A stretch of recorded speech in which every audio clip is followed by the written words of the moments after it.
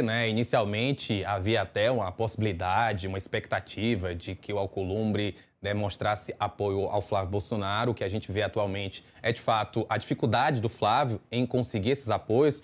Inclusive, o próprio vice-presidente eleito escolhido na chapa dele foi o nome do PL, porque ele não conseguiu fazer essas alianças. A gente viu o presidente da Câmara, Hugo Mota, declarando, então, apoio a Lula. A gente tem visto essas reuniões e o próprio Alcolumbre colocando essas pautas. E hoje, aliás, ontem, um fato que chamou muita atenção foi o presidente do PSB, o Gilberto Kassab, dizer que o Flávio não tem chance de ganhar a eleição de forma bem direta.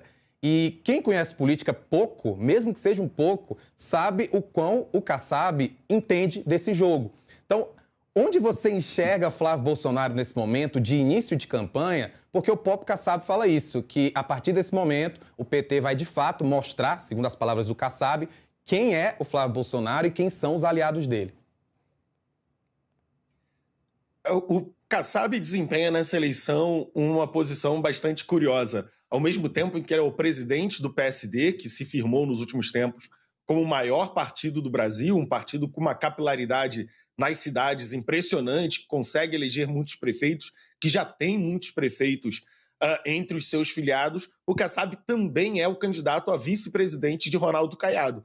Um candidato que disputa esse voto do centro para a direita com o Flávio Bolsonaro. Então, ao mesmo tempo que Kassab tem um papel de analista muito privilegiado, porque com certeza acompanha a formação das chapas do PSD, um partido importante em todos os estados brasileiros, e monitora para ter um bom resultado nas eleições legislativas, como está o clima em cada um dos estados, ele também é parte interessada ao falar das eleições presidenciais, porque o candidato da sua chapa à presidência depende do enfraquecimento de Flávio Bolsonaro para ter uma chance. Então, a análise do Caiado, por mais que seja informada, não é exatamente neutra.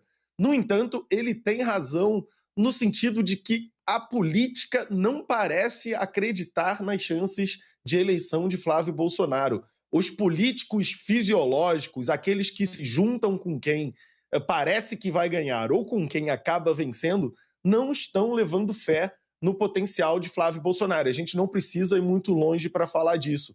Nas eleições de 2022, os republicanos e o PP, por exemplo, caminharam com Jair Bolsonaro, estiveram na chapa de Jair Bolsonaro à reeleição, porque acreditavam que Jair Bolsonaro tinha chances reais de ser reeleito. Nesse ano, PP optou pela neutralidade e os republicanos também.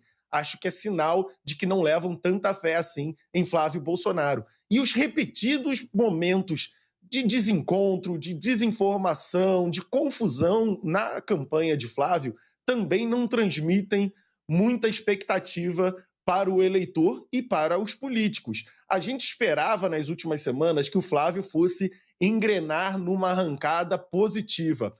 Flávio trocou o seu marqueteiro, havia a expectativa da escolha do seu vice, potencialmente uma mulher que pudesse expandir o apelo de Flávio junto ao eleitorado feminino. Existia a expectativa da sua reconciliação com Michele Bolsonaro, aumentando o seu apelo para o eleitorado feminino, mas também para o eleitorado evangélico. E em todas essas questões, o que aconteceu no final das contas foi uma grande frustração. O marqueteiro não conseguiu solucionar o problema de comunicação com Flávio Bolsonaro, é uma campanha que parece estar sempre na defensiva, parece estar sempre se justificando. A escolha do vice-presidente, já que a chapa não conseguiu encontrar uma mulher, acabou indo com mais um homem com passado na segurança pública, na justiça, ou seja, agrega poucos votos a Flávio Bolsonaro, porque quem dá muito voto, quem dá muita importância a esse tipo de perspectiva, já tende mesmo a votar em Flávio Bolsonaro, contribui muito pouco nos votos que Flávio tem dificuldade, e a reconciliação com Michele Bolsonaro, como a gente falou aqui anteontem, Rafael, ficou uma coisa meio fraca, um pouco meio fria, não há exatamente uma expectativa de muito engajamento da Michele, ela se compromete a atender apenas 3 eventos de campanha. Ontem nós tivemos a questão da filiação de Flávio Bolsonaro, o erro partiu de quem? Do seu gabinete, foi uma